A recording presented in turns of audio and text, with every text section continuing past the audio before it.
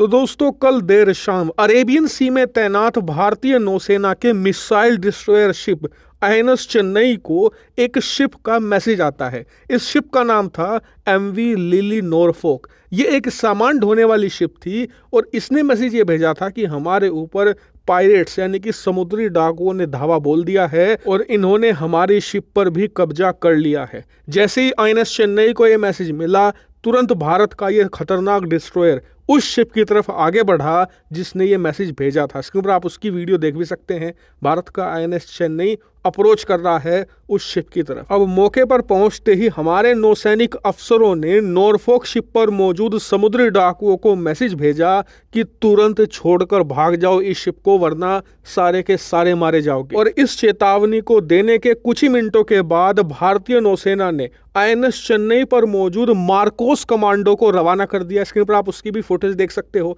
एक छोटी बोट के जरिए हमारे कमांडोज बढ़ रहे हैं उस शिप की तरफ और उस पर ऑन बोर्ड हो रहे हैं। उसके बाद हमारे मार्कोस कमांडो ने नॉरफॉक शिप पर पहुंचते ही सैनिटाइजेशन ऑपरेशन स्टार्ट कर दिया। मतलब कि हमारे मार्कोस कमांडों के आने के डर से ही जितने भी समुद्री डाकू थे सब शिप छोड़कर भागने लग गए। और ऐसे में फिर सैनिटाइजेशन ऑपरेशन के जरिए मार्कोस कमांडो ने पूरे शिप की छानबीन करी। ये देखा कहीं कोई समुद्री डाकू बच तो नहीं गया और उसके बाद ऐलान कर दिया कुछ ही घंटों में कि शिप पूरी तरीके से क्लीन है, सारे क्रू मेंबर सुरक्षित हैं, पूरे शिप को कोई डैमेज नहीं हुआ है, शिप भी सुरक्षित है। और सबसे खास बात, भारत ने पहली बार इस प्रकार के मिशन की लाइव फुटेज दुनिया को दिखाई, जो बहुत जरूरी था। दरअसल ये फुटेज ली गई है सी गार्डियन ड्रोन के जरिए, जो कि हमने अमेरिका से लिया है।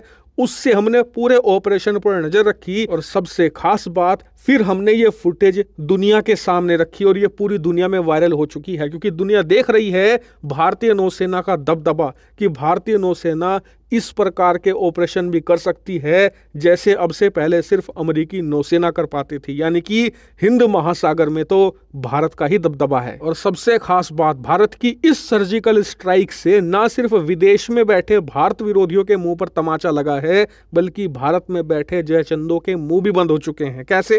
दरअसल आपको याद होगा कि एक हफ्ते पहले मैंने आपको ये मैप दिखाया था हिंद महासागर का और आपको बताया था कि कैसे कैसे भारत ने पूरे हिंद महासागर में और अरेबियन सी तक एक पूरा नेटवर्क बना दिया है शिप्स का, जिसमें हमने मिसाइल डिस्ट्रॉयर तैनात किए हैं, अलग अलग फ्रिगेट तैनात की हैं और नौसैनिक युद्धपोत तैनात करके एक ऐसा चक्रव्यूह रच दिया है कि अगर हुती विद्रोहियों ने भारत की शिप पर किसी भी प्रकार का हमला करने की कोशिश करी तो मुंह तोड़ जवाब दिया जाएगा। या फिर किसी भी समुद्री डाकू ने किसी भी शिप पर, चाहे वो भारत की हो या विदेशी हो, हमला करने या कब्जा करने की कोशिश करी तो उसका बच पाना असंभव है। भारतीय नौसेना का कहर उस पर बरसेगा। लेकिन मैंने देखा उस वीडियो के कमेंट में बहुत सारे लोग हंस रहे थे कि जी ऐसा तो नहीं होने वाला, भारतीय नौसेना ने सिर्फ दिखाने के लिए किया है। भारतीय नौसेना की कैपेबिलिटी ये कहाँ है? ये तो बड़े बड़े देश करते हैं जैसे कि रूस, अमेरिका। भारत के पास तो काबिलियत ही नहीं है।